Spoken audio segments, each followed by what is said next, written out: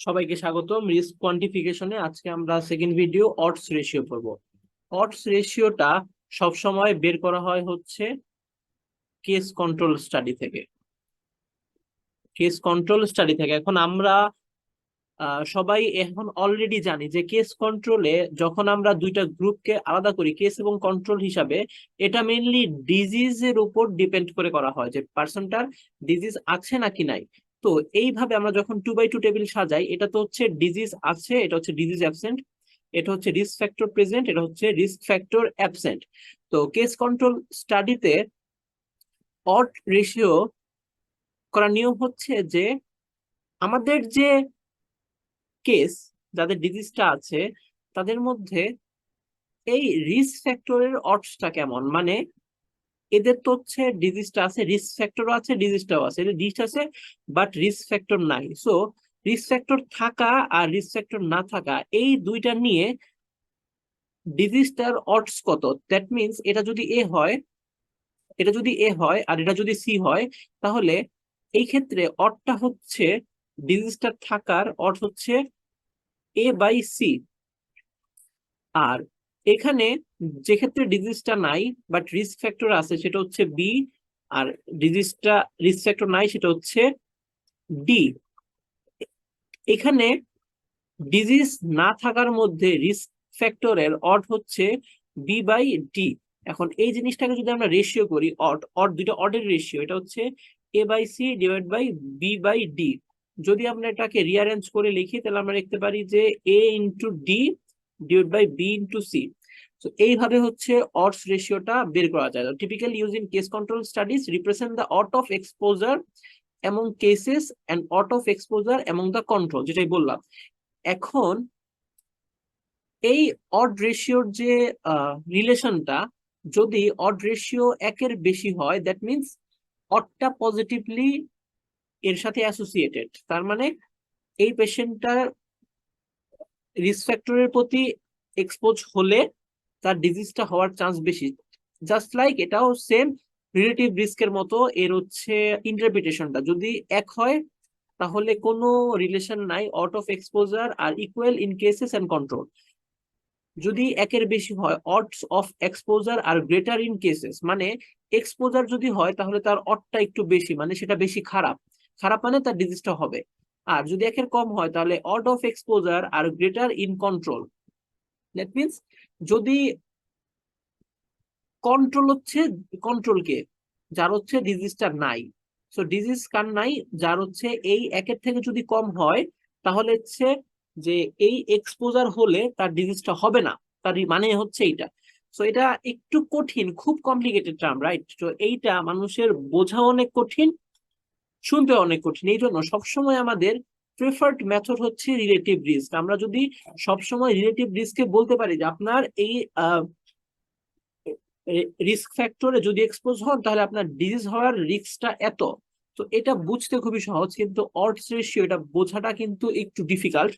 এজন্য সবসময় চেষ্টা করা হয় যে রিলেটিভ রিস্কে করার জন্য। তো এখন প্রশ্ন আসতে পারে যে ভাইয়া, আমরা কেন সিম্পলি এখানেও এই ফর্মুলাটা ইউজ করে রিলেটিভ রিস্কটা বের করি না, তাই না? কারণ এখানেও তো আমরা করতে পারি যে A by A plus B divided by হচ্ছে C into C plus D, এটা তো করতে পারি, রিস্ক রেশিওটা বের করতে পারি, তাই না?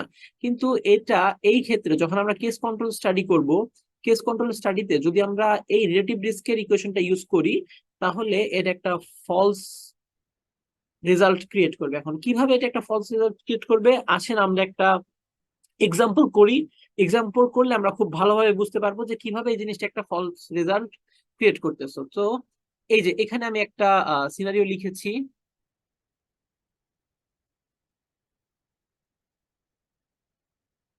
সিনারিওটা হচ্ছে এই, যেটা আমি এখানে লিখবো, এখানে বলছি যে suppose we find 100 case and control হচ্ছে 100টা। এখন কেস তো 100, তাহলে আমরা ফার্স্টে 2x2 টেবিলটা করি। যেহেতু এটা আমাদের কেস কন্ট্রোল স্টাডি, সো আমরা কেস আর কন্ট্রোল এভাবে সাজাবো। তো কেস হচ্ছে 100 জন, এই 100 জন এই কলামে থাকবে, ঠিক আছে? এই কলামে সব 100 জন থাকবে। এখন আমরা ধরে নেই যে যদি এক্সপোজ হয় তাহলে 50-50 ক্যান্সার হয়। সাপোজ এটা হচ্ছে আমরা স্মোকিং এর প্রতি এক্সপোজার, যারা খায় তাদের 50% হয়, তাহলে এখানে হবে 50%, এখানে হবে মানে 50 জন, 50 জনের ডিজিজটা আছে, 50 জনের ডিজিজটা নাই। আর যারা কন্ট্রোল, যারা স্মোকার না, ধরে নিলাম তাদের মধ্যে 200 জনের মধ্যে তাদের হচ্ছে 50 জনের এই ডিজিজটা আছে। তাহলে এই ক্ষেত্রে যদি আমরা এখানে এটাকে 2/2 টেবিলে বসাই, তাহলে এটা তো ডিজিজের, তাই না?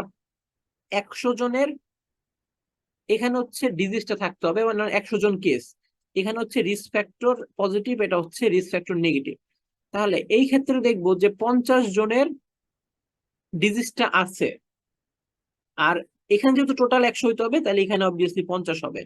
আর এখানে এটা হচ্ছে কন্ট্রোল গ্রুপ, কন্ট্রোলে এটা হচ্ছে মানে যাদের ডিজিজটা নাই, যাদের ডিজিজটা নাই এখানে আছে আমার টোটাল 200 জন, এর মধ্যে ডিজিজটা আমরা ধরে নিলাম আছে 50 জনের, আর ডিজিজটা নাই কত জনের? ডিজিজটা নাই হচ্ছে 150 জনের, ঠিক আছে?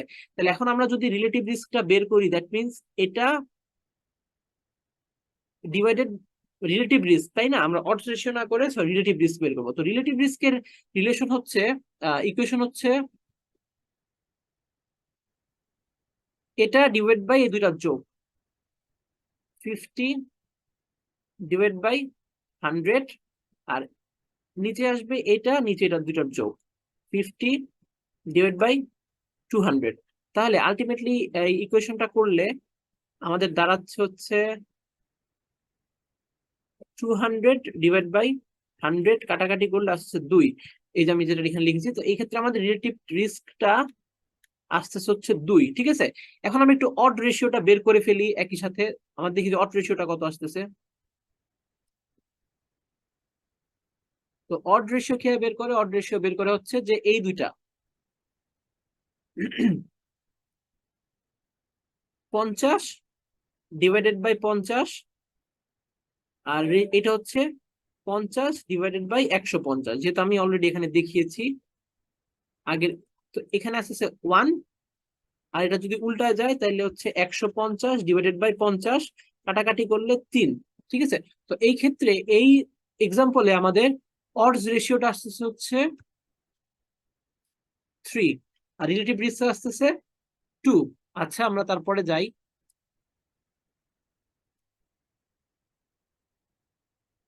এখন আমরা যদি এটা কাজ করি যে আমরা যদি কেসের সংখ্যা বাড়ায় ফেলি, কন্ট্রোলকে সেমি রাখি, তখন দেখবো কি যে আমরা যদি এখানে রিলেটিভ রিস্ক বের করি, তাহলে রিলেটিভ রিস্কটা চেঞ্জ হয়ে যায়।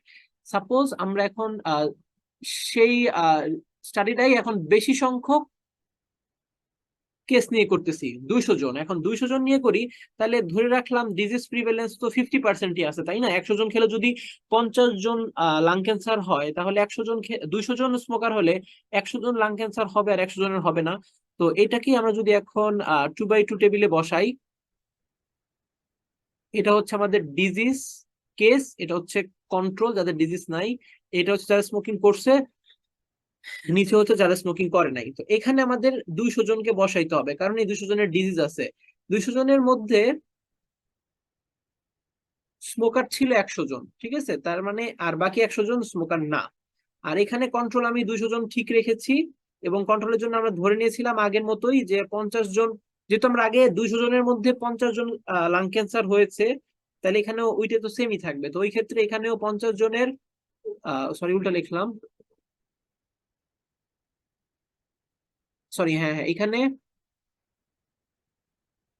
200 জন কন্ট্রোল, 200 জন কন্ট্রোলের মধ্যে 50 জন স্মোকার ছিল, 50 জন স্মোকার যারা রিস্ক ফ্যাক্টর পটাসিয়েটে এক্সপোজ, আর বাকি 150 জন নন স্মোকার, ঠিক আছে? কোনো কনফিউশন থাকলে আমাদের জানাবেন। এখন এখানে যদি আমরা রিলেটিভ রিস্কটা বের করতে চাই, রিলেটিভ রিস্ক হচ্ছে 100 ডিভাইডেড বাই এটা মানে 150, এখানে আসতেছে 100 ডিভাইডেড বাই 150, আর এটা হচ্ছে 100 ডিভাইডেড বাই দুইটার যোগ, 250 ডিভাইড বাই 100 ডিভাইড বাই 250। এখন যদি এটা করি, এটা যদি আমি ওই পাশে নিয়ে মাল্টিপ্লিকেশন করে দিই, তাহলে আমাদের এটা দাঁড়ায় 250/100, এটা কাটা, এটা কাটা। সো 250-কে যদি 150 দিয়ে করি, তাহলে রিলেটিভ রিসার্চকে 1.6। আমাদের আগেই কিন্তু আমরা দেখেছি যে 100 জন কেস নিয়ে যখন করেছিলাম, ডিস্ট্রিবিউশন 50%ই রাখছি, তখন আমাদের রিলেটিভ রিস্ক ছিল 2%। বাট আমরা যখনই কেস সংখ্যা বাড়ায় ফেললাম বা ডিস্ট্রিবিউশন সেম রাখলাম, তখন আমাদের এই রিলেটিভ রিস্কটা কমে 1.6 হয়ে গেছে। তার মানে কেস কন্ট্রোল স্টাডিতে আমরা রিলেটিভ রিস্ক এই টার্মটা ইউজ করতে পারবো না, করলে ফলস রেজাল্ট আসবে। কিন্তু এখন আসলে আমরা যে অডস রেশিওটা বের করে দেখি, যদি এখানে অড রেশিও বের করি, তাহলে অড রেশিওর ইকুয়েশনটা কি?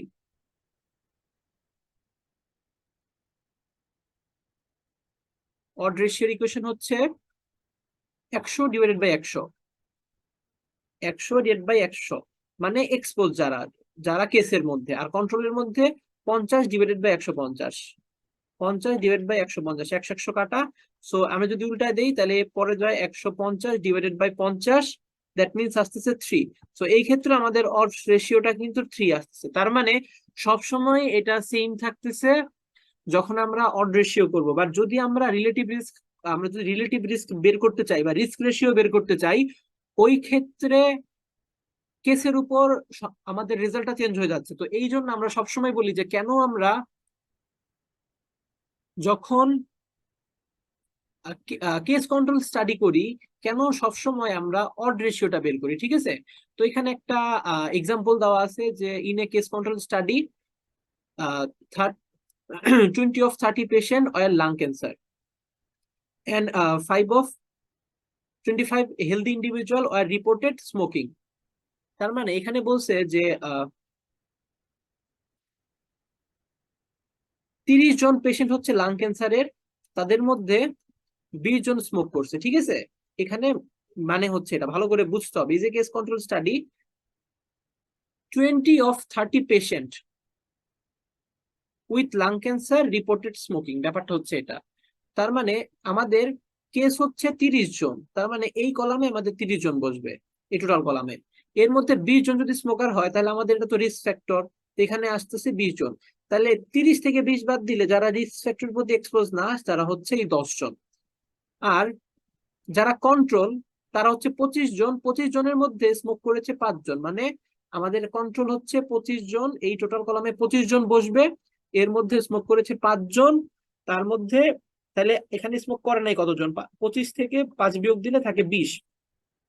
এটা এখন যদি আমি অড রেশিও বের করতে চাই, সিম্পলি এটা করব যে 20 কে ভাগ করব 10 দিয়ে, ডিভাইডেড বাই 5 কে ভাগ করব 20 দিয়ে, উল্টায় ফেললে তারপর হচ্ছে আমাদের রেজাল্ট আসছে কত, তো এখানে আসতেছে হচ্ছে 20। হ্যাঁ,